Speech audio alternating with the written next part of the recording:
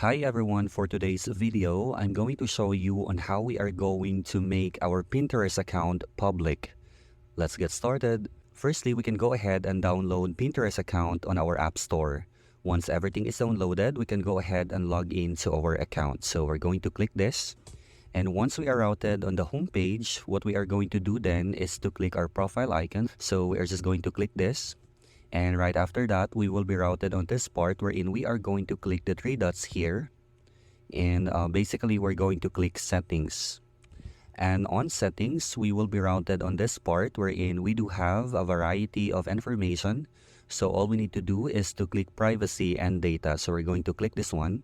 And if you notice on our screen right now, we have here search privacy. And as of the moment, it is on. So all we need to do then is we are going to toggle this one off to make sure that our account is visible on the others.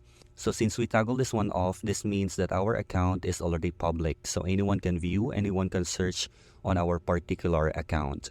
So there you have it. That's how we are going to make our Pinterest account public. I hope this video was helpful. Until the next one.